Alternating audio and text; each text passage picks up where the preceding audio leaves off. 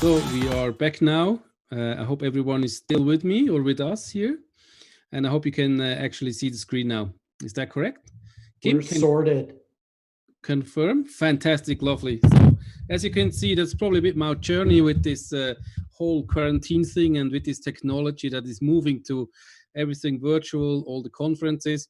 And just right at the beginning, I have to make a little admission. So I think it was about 6 weeks ago when someone, because all the conferences were going virtual, replied to me and said, yeah, look, Dom, are you able to do the conference also virtual? I'm supposed to be in Copenhagen and so on.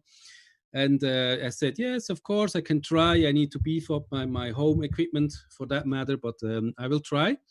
And then somehow later I got the reply, and she was saying to me, based on a question I asked, okay, how do we share and do this and so on, and others can view the content? And she wrote back, yeah, we use Twitch. We are twitching.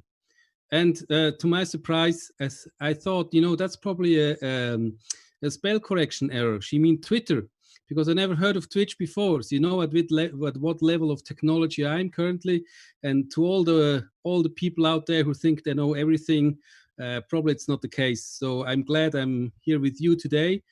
Can talk about my favorite topic, social engineering in the context of red teaming, and hope to give you some ideas for your business. And most importantly, how you can better manage your risks in the context of social engineering.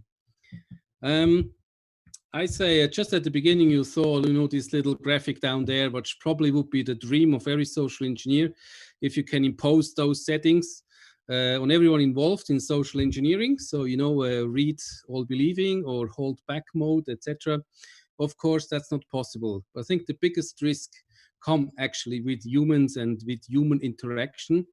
And I really don't like the definition of human are the weakest link, because from my point of view, human are actually the strongest link you will ever have. And always keep that in mind. And sometimes I just believe this is a cheap excuse for bad engineering. If you tell people are the weakest link. So everyone needs to beef up their game. Social engineering is here, and it's an APT which will not be forgotten. So let's dive into the topic itself. We do have different definitions for social engineering, of course. Mostly in our context, we use the IT security definition for social engineering. There are, I don't know, hundreds, probably thousands of definitions out there around social engineering and what it actually means. Some of them I do really like, some of them I really don't like. And for me, it's basically this elicitation of information from systems, networks, or human beings through methods and tools.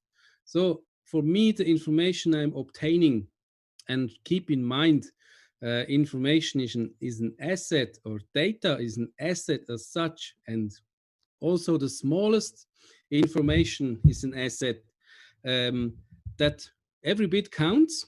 And I don't know if this information is, being a problem, if it has been obtained illegally, it can be misused or not. So for me, it's just information what I'm gaining. And of course, I just added the political definition of social engineering as well, because you are social engineered in the way we work, in the daily lives we have. So you get steered as people in a supermarket, for instance, or you get led by advertisements, etc., etc. And we can see this now as well with this COVID applications, which are popping up like mushrooms. Everyone wants to have a tracing app or a tracking app, or what the hell I want to do with that. And under the cover of COVID, it's now fairly easy to bring technology to people, which is sometimes maybe not really necessary. But that's more from a political sense of influencing people in their behavior, in their actions, in what they do, or in their perception of the situation. So everyone believes that maybe for social engineering for a political purpose is being misused at the moment.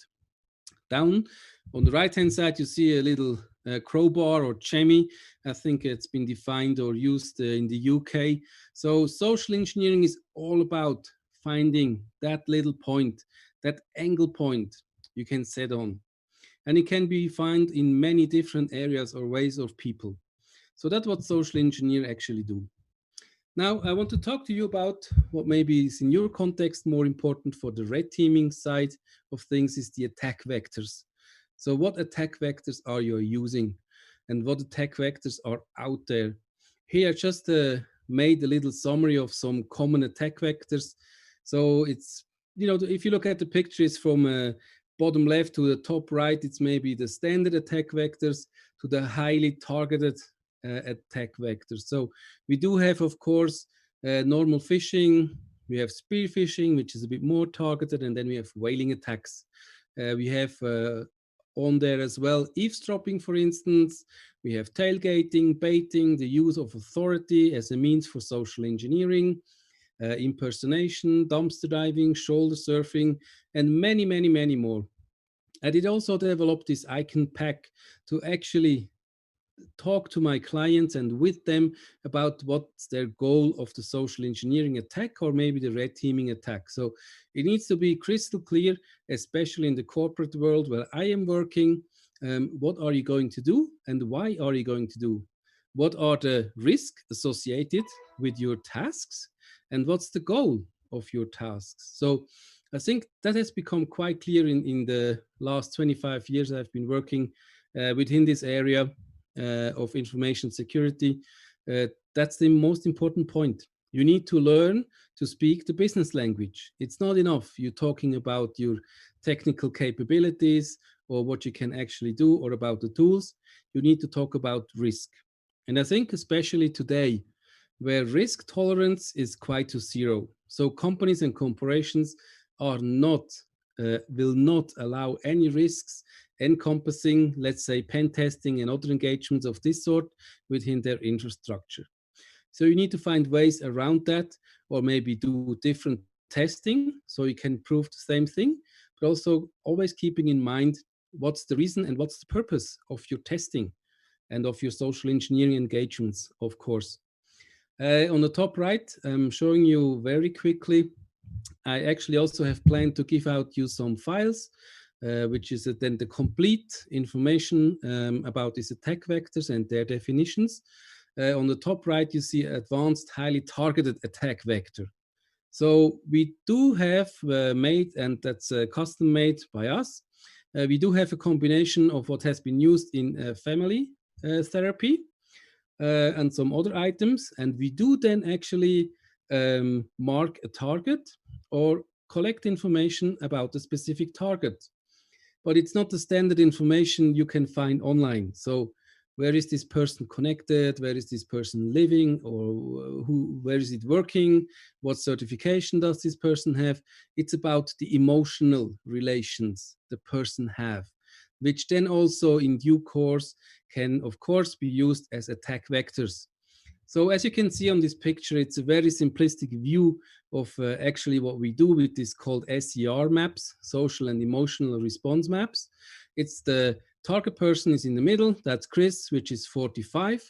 And this is a mapping you can do in the field, or this is also a mapping you can do within a meeting. Also, what I'm showing you is what you typically have if you're sitting in a meeting. We have your decision makers there, your key stakeholders, and then it's about making a decision. And then, of course, on one hand, you have the usual organizational chart of this company or of this setting. And then you have the unofficial organizational chart. So if within a discussion, the CEO is looking to the CTO, for instance, for decisions, then you know exactly the structure on paper is not the structure reflected in real life. So that's what you do here in a graphical way. So in this example, it's very easy. Chris, 45, is the target person. He's focused on an 18-year-old Claire. Males are a square and the women are circles. Then he had an affair in 2014 with Tiffany, which is 20, married 99 with 44-year-old Alice. And he has a friend, Bob, who has PTSD, 45-year-old. The double lines references to that's a very strong connection. The wiggly lines means actually that Alice is a bit hostile towards Bob. So we do have now collected information, which is then enriched with intelligence about the emotional relationships, and we can use that. So of course, very easy here. What kind of phishing emails would you send Chris? Very easy. Of course, young women would probably appeal to him, I guess. Or you can try to drive a wedge between Alice and Bob, or the other way around. So that would be also an angle you could play. So information becomes, how can I say that? Yeah, maybe sounds a bit, it becomes dangerous if you make intelligence out of it. But it depends what kind of intelligence you make out of it. You there see also a list with items from 1 to 6. That's what you actually are looking for with this so-called SER maps. You look for pattern recognition. Is this person drinking? What political views does this person have? Is he always going to the gym on Wednesday? Is he attending conferences live on Sundays, for instance? You look for out of character, you look for emotionally loaded areas, incongruencies in personal business life, strongly highly developed areas or underdeveloped areas. And all this information will give you an angle so you can make a perfect attack vector for social engineering. Of course, that's only done for very important tasks or very specific tasks and not in your daily life. In your daily life, you would apply the standard attack vectors. And for each of those attack vectors, there is a definition of how risky they are in terms of executing them. Now, I'm going really to bore you. I don't know if it's late at your place or early in the morning. I know it's unbearable to see such a picture, I guess. But this is actually, you will find a lot of checklists out there about social engineering, and they're all really good. So if you're interested in using social engineering as another business or means, instead of just pen testing, you will engage in social engineering tasks, for instance, and you want to engage on a corporate level, you need to have a certain methodology in place. Of course, you need to have that in place. So here is just really the, the complete overview of what processes you need to have in place and through how you work through these processes during your engagement, for instance. And I can just say the most important learnings I have throughout my professional life is risk management is paramount. And I think especially in information security. I will show you later a couple of examples how I wanted to actually defeat this. And this is about using intensity levels. But here it's really about seeing who is your customer, how do you engage with this customer. For instance, there are regulations like companies which are, for instance, blacklisted. And you should not work together with them. There are export restrictions, companies with those things. There are companies which have certain ties to bigger corporate companies, which you should probably not engage. I think it's really important, especially if you are maybe a startup company or a smaller company, that you go through these steps. Make it an easier version. I will show you just in a minute how you can do that. So here is the bare minimum. So you have processes which are pre-engagement before you actually engage with the customer. You have processes during the engagement. So during running your red teaming engagement, what do you do? What you have to consider, what you need to look for. And you have processes, of course, after post-engagement from this perspective. The most important one is here, there's actually just 4 processes. If you break it down to the bare minimum, just look at these 4 processes. So you have the client selection acquisition. You really check out your client, because what I figured out, I also have experienced myself, is if you're a smaller company, you tend to get some contracts or jobs, and you really should consider what the greater consequences of these jobs are. Sometimes, if I just say it straight out, you will be misused. You will be misused from some companies in terms of they want to use you maybe to get information on the competition, to slander their competition, and you're just a means to an end to get them this information they cannot obtain themselves. So you really need to be careful about that. There's the client selection and acquisition. You also have to say no to certain clients, of course. You want to engage with them. Second one is the scoping and approach. Make it perfectly clear how you engage with your client and what the specific risks are. There are good checklists out there, rules of engagement, etc. you can use and apply, but this is really important. Also, we have had these cases, which is so-called get out of jail letter, which the client tries to indemnify yourself and kind of approves the action you're taking. But in some cases, he cannot do that. For instance, in Switzerland and other companies as well, the reception desk is manned by a different company. So it's a different legal entity. So even if the client tells you whatever he wanted to tell you and wraps it in pink paper or what, he cannot take that risk away. So if you are breaching a different legal company, for instance, this company will come after you, because you have to think it of this way. This company, their reputation is based on they're doing a good job. So if their reputation is going around, oh, there have been breaches, so they have been social engineered, people are passing by, their badge hasn't been checked, there was tailgating and all these things, you ruin this company. So they will go after you really, really heavily. And they will do that because it doesn't matter. It's a different legal entity. So always try to keep in mind, what are you doing and in what context? And of course, after that, you have deliverable and approach monitoring. So during the engagement, you have to constantly you have to constantly monitor the developments of the client and of your job. So what's happening with the client? Is he going into receivership? Is there some merger maybe out there? So you need to have an eye not only on the job, but also on the environment of your job. And of course, during the whole engagement, you have to check the risk assessment. What are you doing? If your attack vectors are working, you're changing the attack vectors, you need approval to change the attack vectors, etc., etc. I think this is really important. It's basic, it's boring, I know. But if you want to have a job in the long term and getting old and not being sent to prison, it's maybe a good thing you consider those methods and processes. Here's really quickly, I will skim over them. It's more like a documentation for yourself. What I just said, what you do then within this process group as a bare minimum, you check for these items. It gives you an idea what you can actually looking for. So you look at the workload and the consideration, you look at the skills match, etc. And I said, this is all based on the context of risk management and risk tolerance for corporations.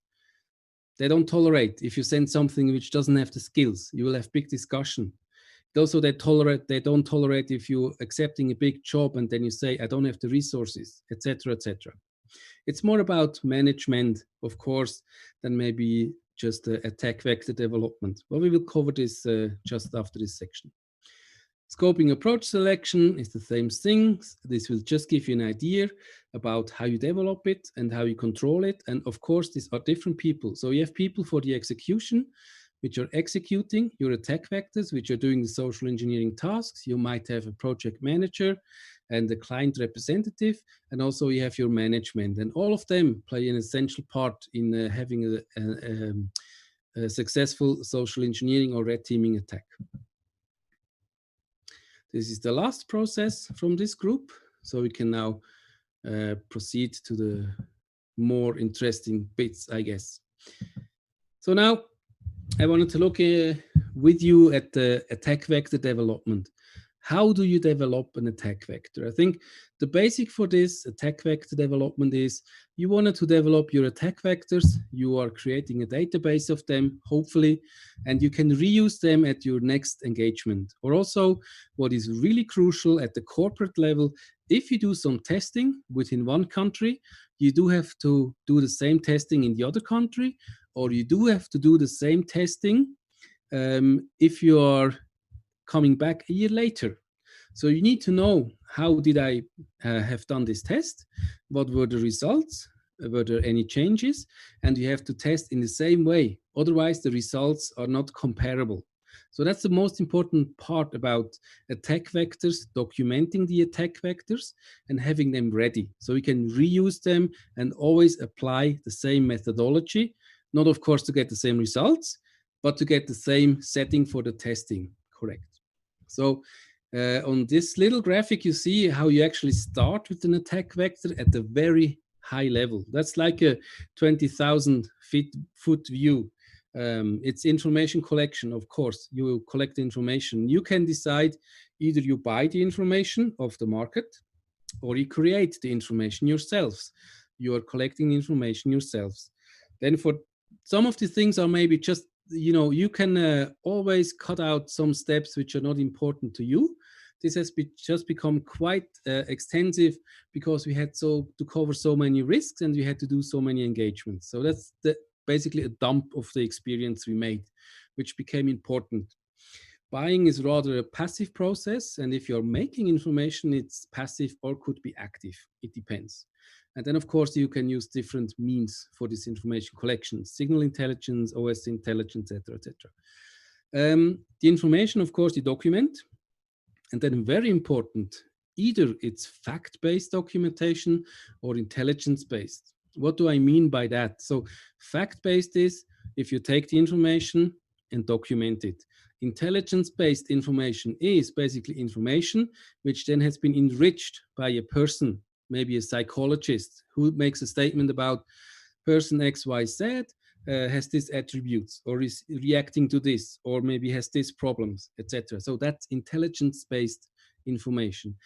It becomes then important if the shit hits the fan, for instance, and you need to have a fact check, or you do a review of the engagement or of the task you have been doing, and you're looking back. And you want to know, why did we came to the conclusion at this time?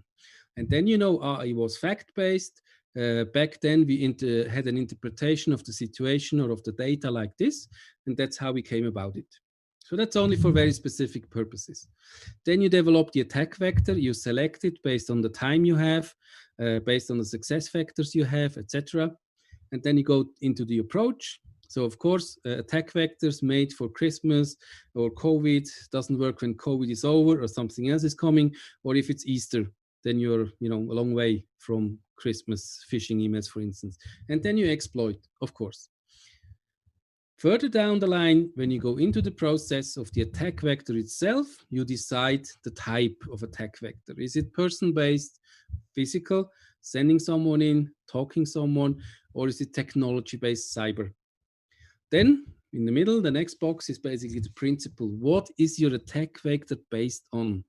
And that's something you will have in your company, maybe people which do not really like to engage with the clients or don't want to travel, etc., etc. So, but you will have, mostly you will have people within your organization which are exceptionally well at this type of work. They can work out the details, the principles. So it's a teamwork developing great attack vectors. It's not like a single person does it. So you select the principle which you see the time-based, you put them under pressure, you're using authority, it's like CEO fraud, you use scarcity, it's limited edition, it's only available until, etc., etc. You decide what principle you are using, and then also, of course, you're using what information is available. The beliefs, the emotional, financial, of course, the culture comes in. Should we really send emails or phishing emails based on this, or is that maybe just too high risk, for instance, for our reputation? Then, as in normal project management, you have constraints. You have the time, duration, and time of attack, how much money is there available, the budget, within which time frame these attack vectors need to be defined. The chances of success, if you have a database of your attack vectors you previously have used, you will have also marked them how successfully they are. Or if you're, for instance, buying or using professional phishing software, in there sometimes, I think I have seen at least 3 of them, which have like this little flag, chance of success or success, and the percentage, how successful this attack vector was maybe in the past. But if you're doing it yourself, you also will map this out after a while, using which phishing email or attack vector had a good chance of success. Then also, of course, who is available within your company to execute this, the skills, and also the socioeconomic perspective. Should you do it? Should you not do it? Is this appropriate? Is this not appropriate, etc.? Then down comes the most important bit, is the intensity levels. I will show you that just in a minute. And governance, risk, compliance, we will skip that for today. That's probably too much of a theory to apply for your practical use, I guess. But these are the boundaries. You should stay within your boundaries, and you should clearly communicate with your client what the boundaries are. So it was quite interesting when I was preparing for the conference today. I was digging out some previous work, and I thought I will show you this one. That was 3 years ago. An attack vector I used. It was only executed locally.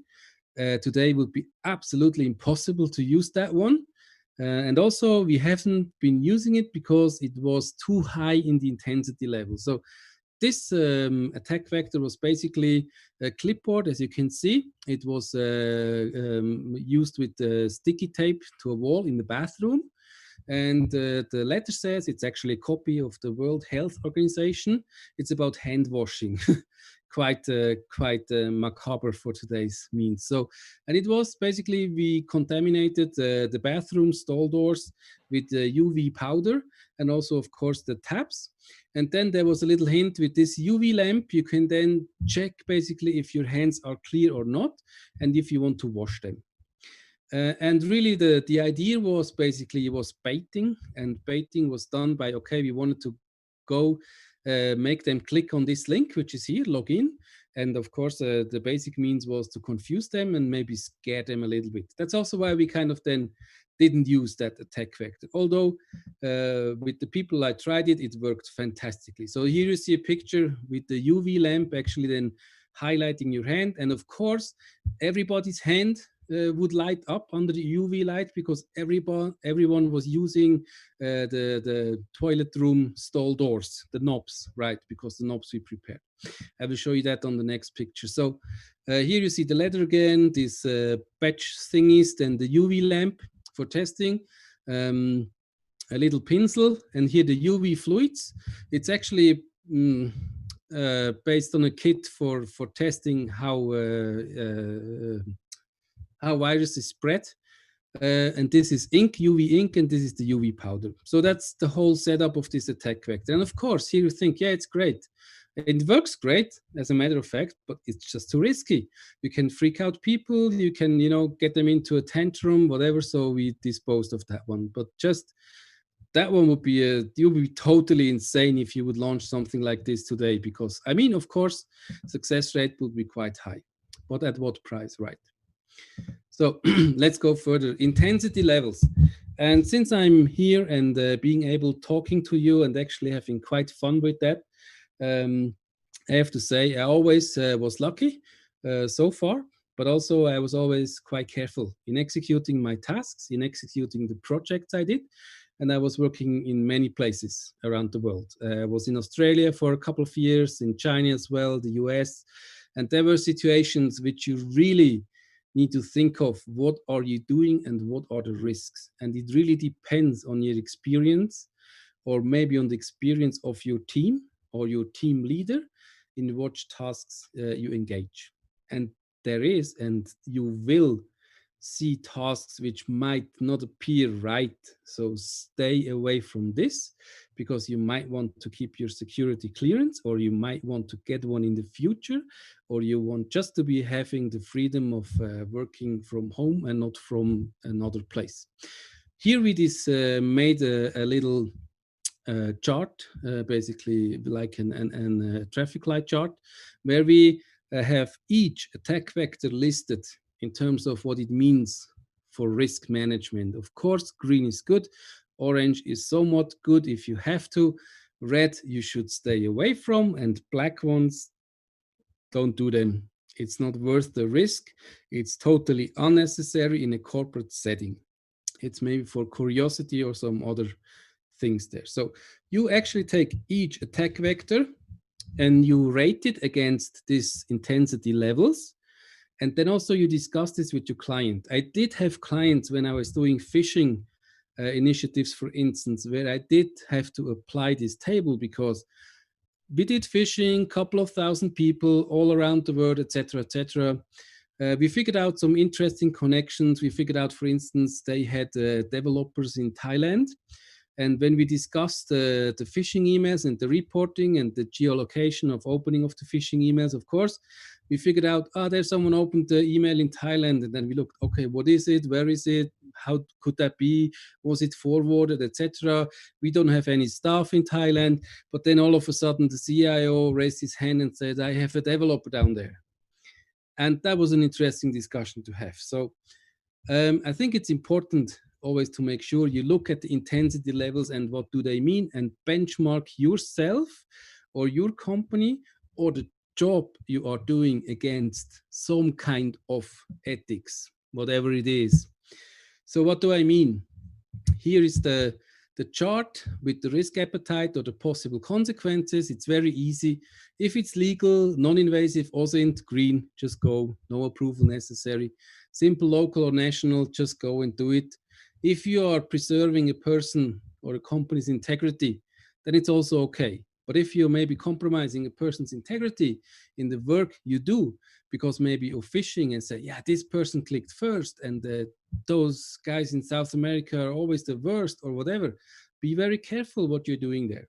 So then it's no longer green level.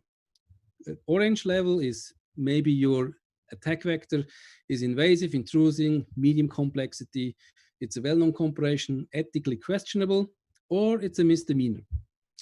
And you can check this with some of the actions clients asking you. So check them with legal, with your team leader, with whoever, with the internet. So what is the task you're asked to do in terms of what could it mean?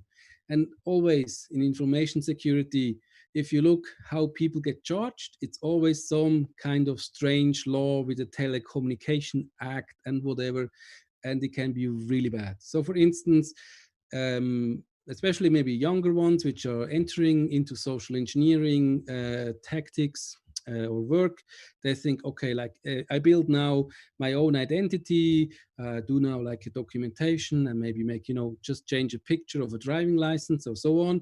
It's not a big deal. So it really sometimes is a big deal.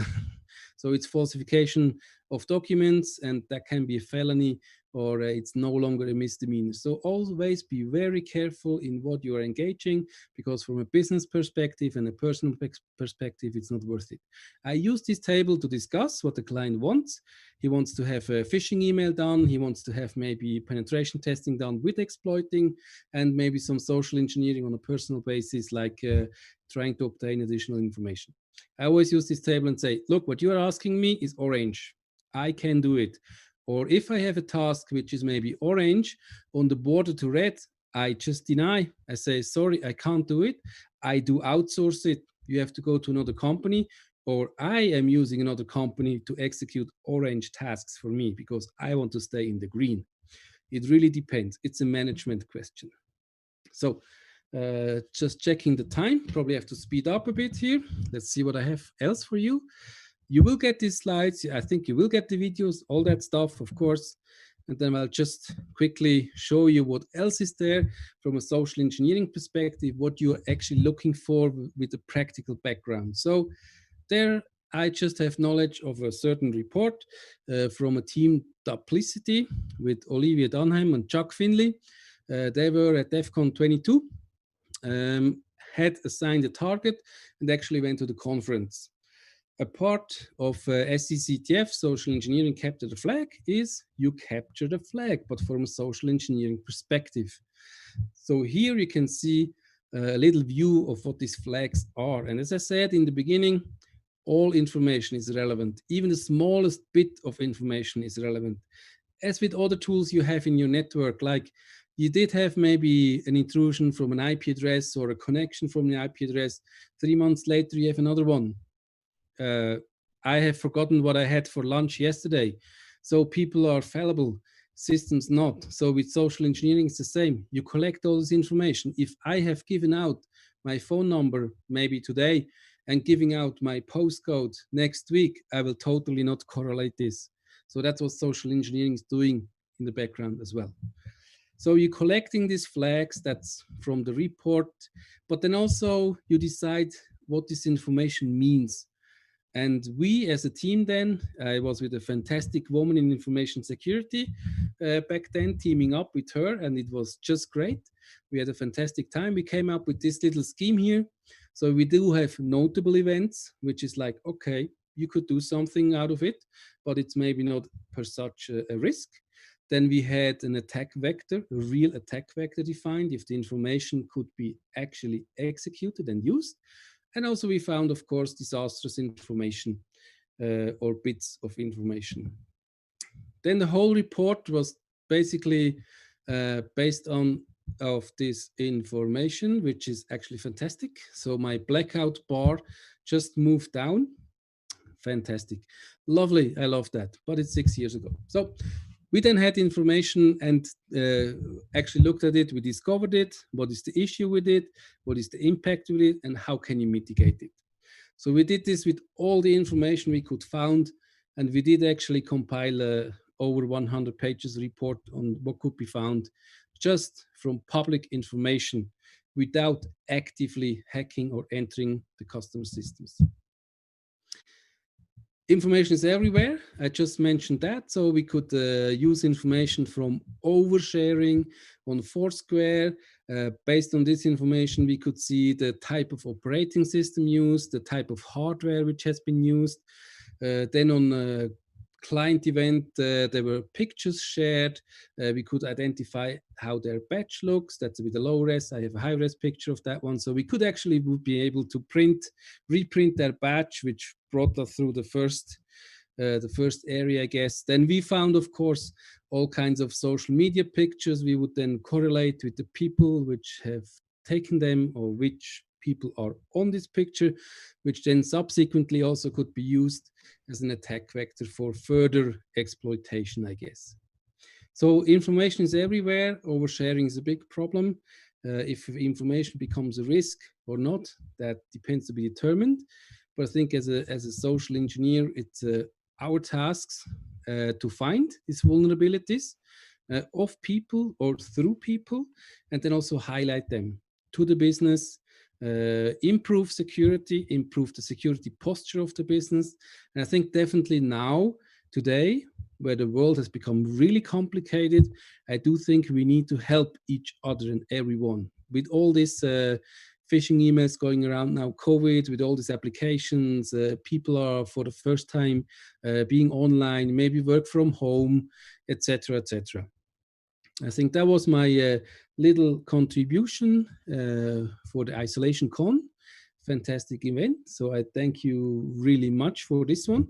And I would like to take now some questions or comments. I just need to see if I can find the appropriate channel for this. I can see some of the questions. I'll present the questions to you. All right. Fantastic. Lovely. Great talk, by the way. Thanks. Okay, so I'm looking in the chat. Does anyone have any questions? I think actually Reg just kind of hit me up and said we're out of time. So we're just outside the cyber bunker, and we have to say goodbye to Dom. Thank you so much. It was an amazing talk. And I think now we just go to a quick break and we'll be back with Cyber Viking.